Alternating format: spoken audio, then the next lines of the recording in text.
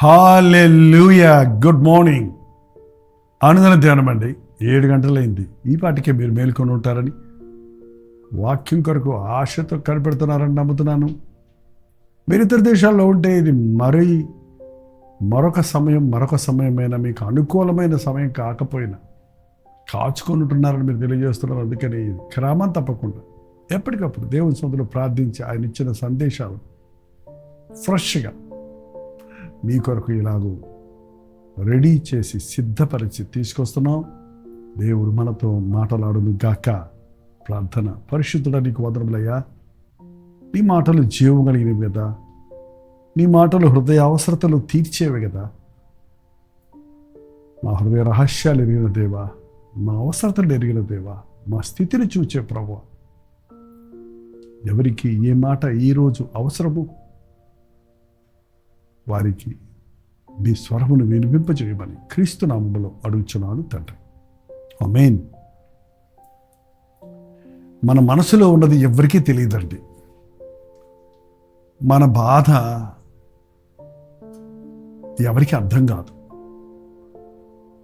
మన స్థితిని పూర్తిగా ఎవరు గ్రహించలేరు.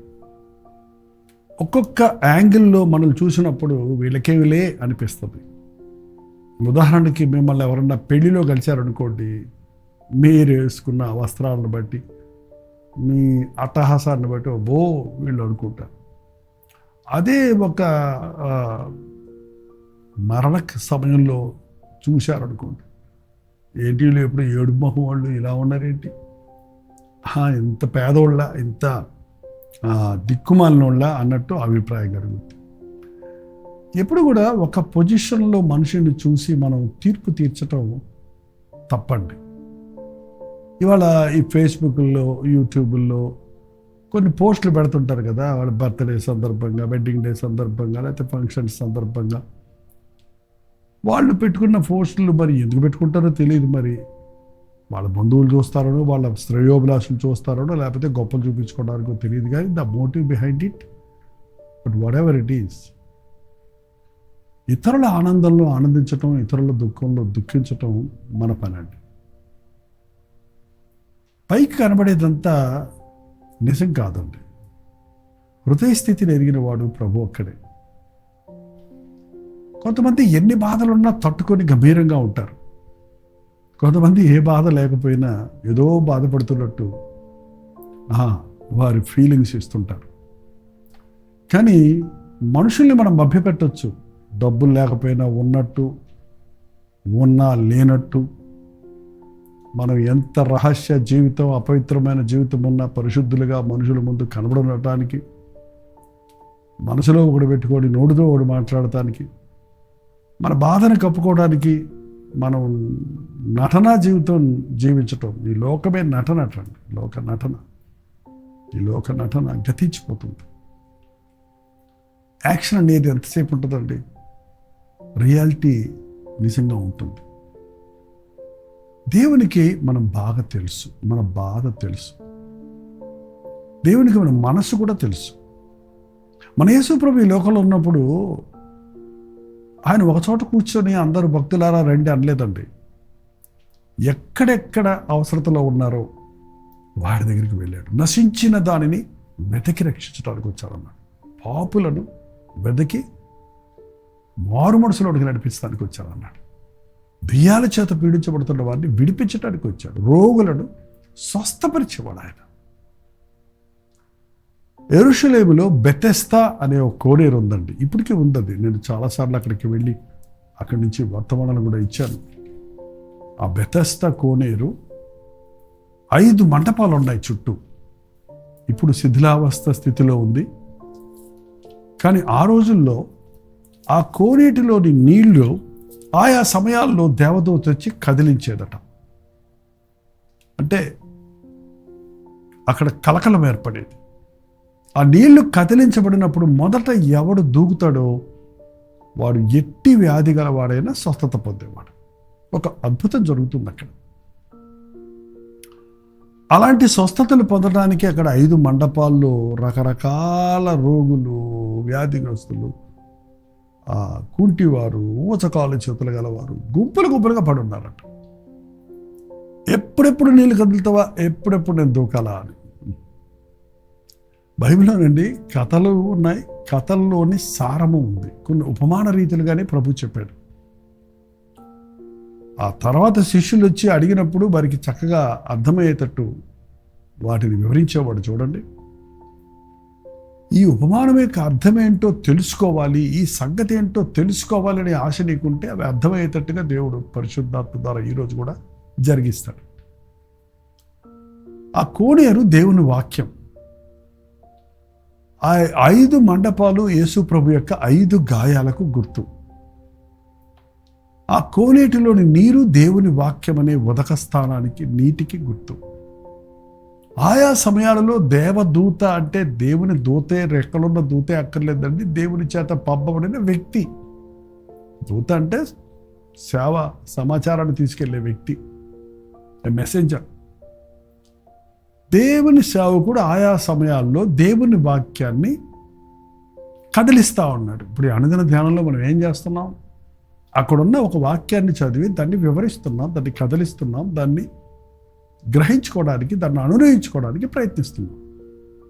పరిశుద్ధాత్ముడు అందులోని అర్థాన్ని మన హృదయానికి తగినట్టుగా బయలుపరుస్తున్నాడు. సో ఎప్పుడైతే దేవుని వాక్యం వింటున్నామో, ఆ వాక్యం కదులుతుందో, వాక్యాన్ని నువ్వు విశ్వసిస్తున్నావో, ఆ వాక్యాన్ని నీ హృదయంలో స్వీకరిస్తున్నావో, అప్పుడు నీకు ఒక అద్భుతం జరుగుతుంది. నీ హృదయ వాంఛలు తీరుతాయి, నీ శరీరంలో స్వస్థతలు కలుగుతాయి, నీ జీవితంలో అద్భుతాలు జరుగుతాయి. నమ్మండి, ప్రతిసారి వాక్యం ధ్యానిస్తున్నప్పుడు నీవు దీవించబడుతున్నావు.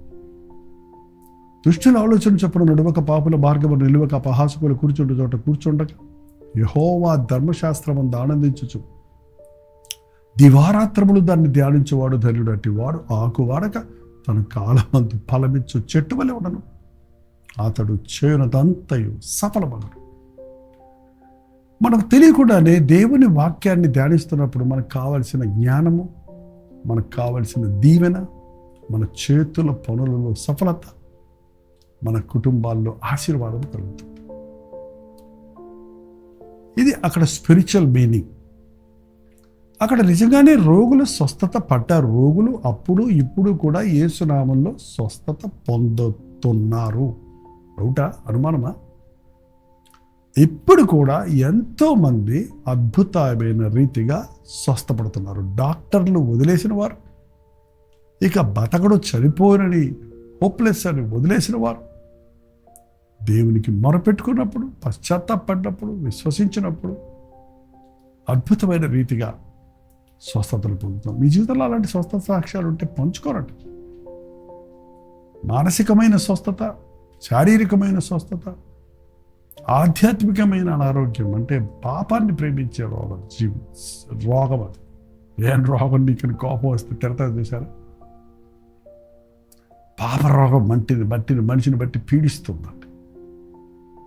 యేసుక్రీస్తు స్వస్థపరచువాడు. మనల్ని బాగు చేయట కోసమే లోకంలోనికి వచ్చాడు. మనల్ని ప్రేమించి ప్రాణమిచ్చిన దేవుడు ఆయన. ఆ బెతెస్దా కోనేరు దగ్గర యేసు ప్రభు ఒకరోజు ఆ మండపాల దగ్గరికి వచ్చారు. చూడండి, యోహాను సువార్త 5వ అధ్యాయం 5వ వచనం అండి. అక్కడ 38 ఏళ్ల నుండి వ్యాధి గల ఒక మనుషుడు ఉండను. ఒక మనుషుడు అక్కడ ఎన్ని సంవత్సరాల నుంచి ఉన్నాడు? ఒక రోజులు కాదు, వారాలు కాదు, 38 సంవత్సరాల నుంచి ఒక వ్యాధిగ్రస్తుడు అక్కడే పడున్నాడు. చాలామంది వస్తున్నారు, స్వస్థత పడి వెళ్ళిపోతున్నారు, వీడు మాత్రం అక్కడే పడున్నాడు. తనకంటే ముందు వచ్చిన వాళ్ళు, తనకంటే వెనక వచ్చిన వాళ్ళు, నిన్నొచ్చిన వాళ్ళు, మొన్న వచ్చిన వాళ్ళు కూడా బాగుపడి వెళ్ళిపోతున్నారు. 38 ఏళ్ళ నుంచి అక్కడే కూర్చొని ఉన్నాడు, కానీ అదే స్థితిలో ఉన్నాడు. అతన్ని చూశాడండి ప్రభు. మన ప్రభువు మంచి వాటిని, ఆకర్షణీయమైన వాటిని, అందమైన వాటిని చూసేవాడు కాదండి. ఆయన వికృతమైన వాటిని చూచి అందంగా, సౌందర్యంగా చేయగలిగిన వాడు. కన్నీటిని చూచి ఆనందపరిచేవాడు, నలిగిన వారిని చూచి బలపరిచేవాడు, నిష్ప్రయోజకులను చూచి ప్రయోజకులుగా చేసేవాడు. గొప్ప యేసు ప్రభువు. నీ జీవితంలో ఏదేది లేదనుకుంటున్నావో అది దేవుడు చూస్తున్నాడు, అది నీకు ఇవ్వాలని ఆశిస్తున్నాడు. అందుకే నీ దగ్గరకు ఈ రోజున ఈ వాక్యం ద్వారా వస్తున్నాడు. ఈ వాక్యం ద్వారా దేవుడు ప్రభువు నీతోటే మాట్లాడుతున్నాడు. అక్కడ 38 ఏళ్ళ నుండి వ్యాధిగ్రస్తుడు మనుషుడు యేసు వాడు పడి ఉండుట చూచి వాడప్పటికి బహుకాలం నుండి ఆ స్థితిలో ఉన్నాడని ఎరిగి, మనం మనుషులను చూడగలమండి కానీ వారి అంతరంగాన్ని ఎరగలేము. కానీ దేవుడు మనల్ని చూస్తున్నాడు. మన గతాన్ని ఎరిగినవాడు, మన జీవితాన్ని ఎరిగినవాడు, మన అంతరంగాన్ని ఎరిగినవాడు. అతడు పడి ఉండుట చూచి అతడు అనేక కాలము నుండి ఆ స్థితిలో ఉన్నాడని ఎరిగి స్వస్థపరగోరుచున్నావా అని అడిగాడు. అందుకే కదండి ఇక్కడ వచ్చి పడుకున్నాను. మరి పడుకుంటే 38 సంవత్సరాల నుంచి ఏం చేస్తున్నావు కదండి. మీలో చాలామంది అనుదిన ధ్యానాన్ని వింటున్నామంటున్నారు. ఎందుకు వింటున్నారు? ఏంటండి మరి అలా అడుగుతారు అంటారా? అవునండి, మరి ఎందుకు వింటున్నారు? వాక్యాన్ని విని బాగుపడటానికి, హృదయాన్ని సరిచేసుకోవడానికి, స్వస్థత పొందడానికి, విశ్వాస అభివృద్ధి పొందడానికి. ఏదో చూసాము అనేస్తే సరిపోలేదు కదండి. ఏదో ఉన్నాము ఇక్కడ అంటాం వల్ల ప్రయోజనం లేదు కదా. అతడు నీళ్లు కదిలించబడ్డప్పుడు వెళ్ళి అందులో పడతలేదు. అందుకని ప్రభు అన్నాడు, ఏంటి నీ ఉద్దేశం? ఎందుకున్నావు ఇక్కడ? స్వస్థపడాలనే ఆశ నీకు ఉందా లేదా? విచిత్రమండి, కొంతమందికి రోగం బాగవ్వాలని ఆశపడతారు, మరి కొంతమంది రోగం అలా ఉంటేనే బాగుంటుందిలే అనుకుంటారు. ఎందుకు? నువ్వు రోగిగ్రస్తుడైనప్పుడు నీ ఇంట్లో ఉన్న వాళ్ళందరి దృష్టి నీ వైపే ఉంటుంది. మునుపెన్నడు సహాయం చేయని వాళ్ళు నీకు సహాయం చేస్తారు. మీ అమ్మగారు అయితే నీ పక్కనే కూర్చొని నీకు ఆహారాన్ని తినిపిస్తారు. మీ నాన్న వచ్చి నీ నొసల మీద చేయి పెట్టి బాబు ఎలా ఉంది అని అడుగుతాడు. నువ్వు బాగున్నప్పుడు ఎవడు అడగడు. ఏదైనా రోగం వచ్చినప్పుడు ఒక సింపతి వస్తుంది మనకి. అలాగే కొంతమంది మనుష్యుల సింపతి కొరకు, మనుష్యుల ఆదరణ కొరకు ఇలా ఉంటేనే బాగుందిలే అనుకుంటారట. ఏంటండి, డబ్బులు నా దగ్గర ఉంటే అందరు అడుగుతారు, నేను డబ్బు లేని స్థితిలో ఉంటే ఇతరులే నాకు ఇస్తారులే, అందుకే నేను ఎప్పుడు ఎన్ని డబ్బులు వచ్చినా ఖర్చు పెట్టేసుకొని లేకుండానే ఉంటాను అనుకునే వాళ్ళు ఉన్నారట. చూడండి, స్వస్థపడాలనే ఆశ ఉందా? బాగుపడాలనే ఆశ ఉందా? ఈరోజు పిల్లలు చదువుతున్నారండి. చదువుతున్న పిల్లల్ని అడగండి, మీరు పాస్ అవ్వాలని ఉందా? మీకు అసలే ఎగ్జామినేషన్ సక్సెస్ అవ్వాలని ఉందా? ఏదో కాలేజీకి వెళ్తున్నాం వస్తున్నాం అంటున్నారు. ఎంత కేర్లెస్గా ఉన్నారు ఇవాళ ఎవరు వస్తుంది చూడండి. అదే విషయంలో ఎంతోమందికి భక్తి విషయం కానీ, ఒక పని విషయం కానీ ఒక గురి లేదండి. ఎందుకు వచ్చి పడుకున్నాను ఇక్కడ 38 ఏళ్ళ నుంచి? బాగుపడలేదే, ఏం చేయమంటావా అని ఆలోచిస్తలేదు. స్వస్థపడగోరుచున్నావా అని అడిగితే, నీళ్లు కదిలించబడినప్పుడు నన్ను అక్కడ తీసుకెళ్ళి అందులో వేయటానికి నాకు ఎవరూ లేరు అంటున్నారు. ఎవరో వచ్చి నీకేదో చేయాలనుకుంటామే కానీ నీవేమీ ప్రయత్నం చేయవా? గాల్లో దీపం పెట్టి దేవుడా ఉన్నావంటే సరిపోతుందా? నాకు ఉద్యోగం దొరకలేదని చేతులు ముడుచుకొని కూర్చుంటే ఉద్యోగం దొరుకుతుందా? ఏంటండి, దేవునికి మొరపెట్టొద్దా? నీ ప్రయత్నం నువ్వు చేయొద్దా? అసలు 38 సంవత్సరాల్లో అతను లేచి నడవలేకపోయినా కొంచెం అలా జరిగి వెళ్ళినా కూడా అంచుకు వెళ్ళిపోతాడు కదండి. ప్రయత్నం లేదు.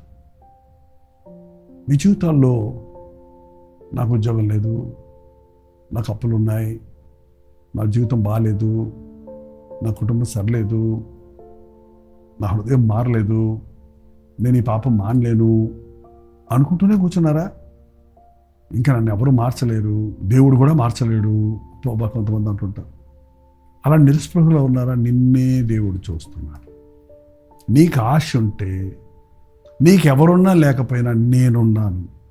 నీకు అది సాధ్యమైనా కాకపోయినా నేను దానిని సాధ్యపరుస్తాను. నేనున్నాను, అందుకే నిన్ను వెతుక్కుంటూ వచ్చానని ఆ 38 సంవత్సరాలు పడున్న వ్యాధిగ్రస్తుడితో ఒక మాట అన్నాడు చూడండి. యేసు నీవు లేచి నీ పరిపెత్తుకొని నడుమని చెప్పగా వెంటనే వాడు స్వస్థత నుండి తన పరిపెత్తుకొని నడిచాడు. ఈ క్షణంలో ఎన్నో సంవత్సరాలుగా పడి ఉన్నావు. అదే ఉద్యోగం, నో ప్రమోషన్, అదే గృహం, నో బెటర్మెంట్, అదే శాలరీ, అదే స్థితి, అదే సమస్యలు. ఎందుకు నీకు బయటికి రావాలని లేదా? ఈ సమస్యలో నుంచి నీకు అభివృద్ధి పొందాలని లేదా? నువ్వు ముందుకు వెళ్ళాలని లేదా? నీ జీవితంలో ఒక గురి లేదా? నాకెవరు లేరు, నాకెవరు సహాయం చేయటం లేదు అనుకుంటూ కూర్చున్నావేమో. కానీ ప్రభు నిన్ను ఎరిగాడు. నీకెవరు సహాయం లేకపోతే నేనున్నానని ప్రాణమిచ్చిన ప్రభు తన వాక్యం ద్వారా ఈ రోజున నీతోనే మాట్లాడుతున్నాడు. సహోదరుడా, నిస్పృహలో ఉన్నావేమో, నిరుత్సాహంలో ఉన్నావేమో, అదే స్థితిలో పడి ఉన్నావేమో. ఒక్క మాట, దేవుని మాట, లేచి నీ పరిపెత్తుకొని నడుమన్నాడు. ఆయన మాటలో శక్తి ఉంది. వెంటనే వాడు దిగ్గును లేచి తను పరిపెత్తుకొని నడిచాడు. అలాంటి అద్భుతం ఈరోజు నీ జీవితంలో కూడా జరుగుతుంది. విశ్వసించండి. ప్రార్థన. పరిశుద్ధుడ, ప్రేమగల తండ్రి, ఎవరెక్కడనైనా పడున్నారో చూస్తున్నాం.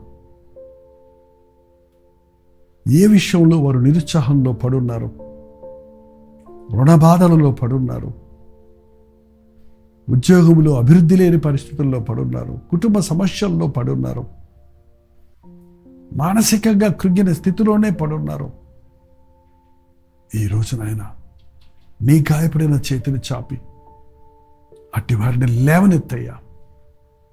నా యేసు ప్రభు నన్ను స్వస్థపరుస్తాడు, నన్ను దీవిస్తాడు, నా పట్ల తన కార్యాన్ని జరిగిస్తాడని ఎవరెవరు విశ్వాసంతో ప్రార్థనలో ఏకీపిస్తున్నారో అటు వారిని నజరేయుడైన యేసు క్రీస్తు నామములో విడుదల చేయించున్నాము నాయన. నీ బిడ్డలు లేచి నీ సాక్షులుగా నిన్ను మహిమపరచుటకు సహాయం చేయమని క్రీస్తు నామంలో అడుగుచున్నాము తండ్రి. ఆమేన్. తండ్రి అయిన దేవుని యొక్క ప్రేమయు, కుమారుడైన క్రీస్తు యొక్క కృపయు, ఆదరణకర్త అయిన పరిశుద్ధాత్మ యొక్క సహవాసము కూడి వచ్చిన మనందరికీ ఇప్పుడున్న సదాకాలము తోడేయుడును గాక. ఆమేన్. తప్పకుండా దేవుడు తన అద్భుతాన్ని జరిగిస్తాడు. విశ్వాసం ఉంచండి. మీకోసం మేము ప్రార్థించాలంటే 954041 నెంబర్కి, మీరు ఇతర దేశాల్లో ఉంటే 91001000 నెంబర్కి మీ ప్రార్థన అవసరాలు తెలియచేయండి. మీ ప్రైజ్ రిపోర్ట్స్ కూడా తెలియచేయండి. దేవుడు అద్భుతాలు జరిగించేవాడు. నిన్న నేడు నిరంతరము ఏకరీతిగా ఉన్నవాడు. Doctor Jaipal YouTube channel subscribe చేసుకున్నారా? సబ్స్క్రైబ్ చేసుకోండి. లైక్ చేయటం, షేర్ చేయటం, కామెంట్ సెక్షన్లోకి వచ్చి పేరు, ఊరు టైప్ చేయటం మర్చిపోకండి. ప్రోచిత మీద మధ్యాహ్నం 3 గంటలకి హెచ్చరిక, అలాగే రాత్రి 9 గంటలకి కలువరి ప్రతి దూడిలో మళ్ళీ కలుసుకుందాం. అంతవరకు దేవుని మహాకృప మీ తోడేయుడుగాక.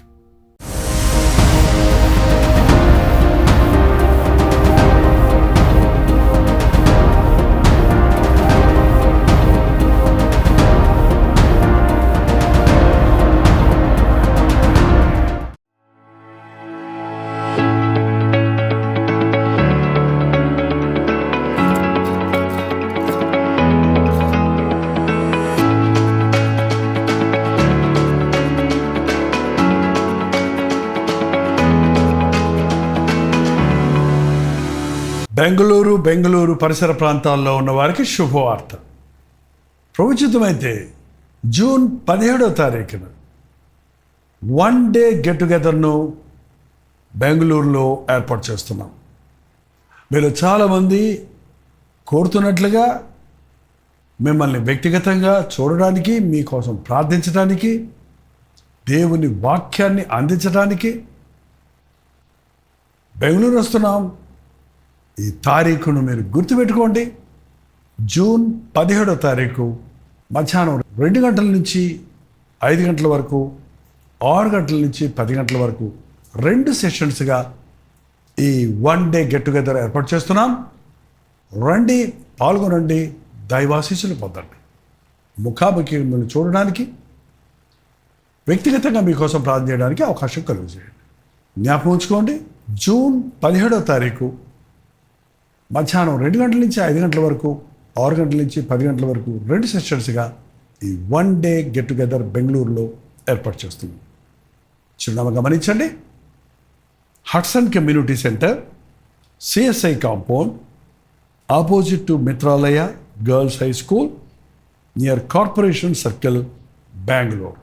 ఇంకా విషయమై మీ వివరాలు కావాలంటే 8939393939 అనే నెంబర్కి మీరు కాల్ చేయండి, లేదా ఈ కింద ఇవ్వబడినటువంటి నెంబర్లకు మీరు వాట్సాప్ మెసేజ్ పంపించండి, మీకు డీటెయిల్స్ షేర్ చేయబడతాయి.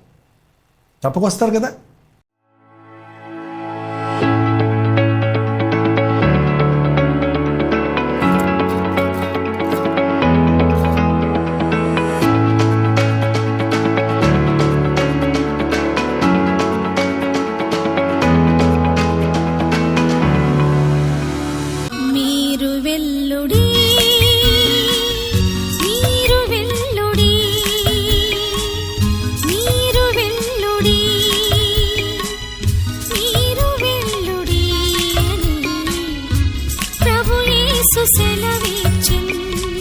హల్లెలూయా. ప్రభు చిత్తమైతే జూన్ 18వ తారీఖున ఒక 1 డే గెట్ టుగెదర్ను విజయవాడలో చాలా కాలం తర్వాత మీ కొరకు ఏర్పాటు చేస్తున్నాం.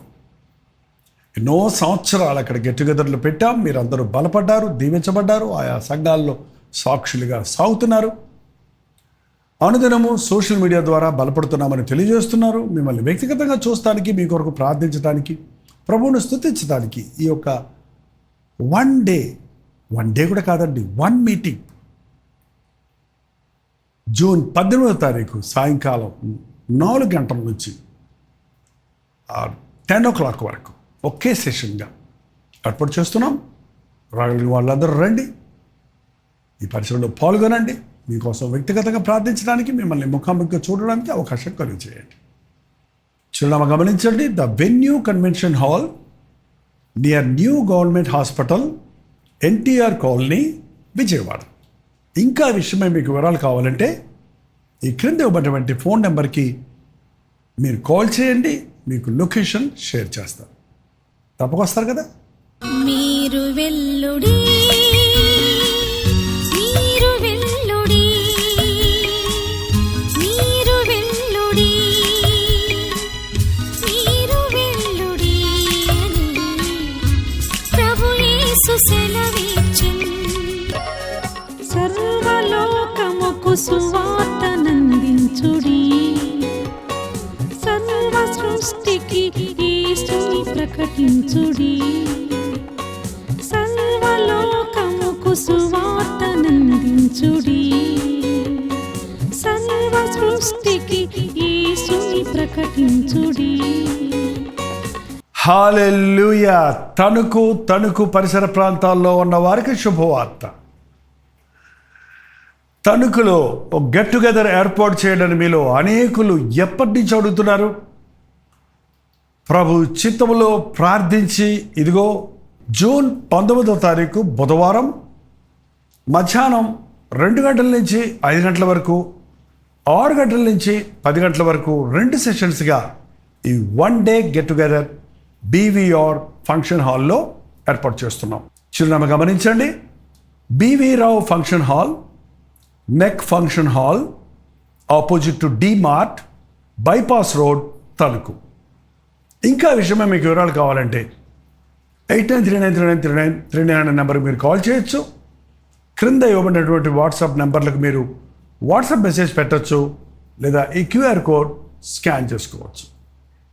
తప్పకొస్తారు కదా. సర్వలోకముకు సువార్తనందించుడి, సర్వ సృష్టికి యేసుని ప్రకటించుడి.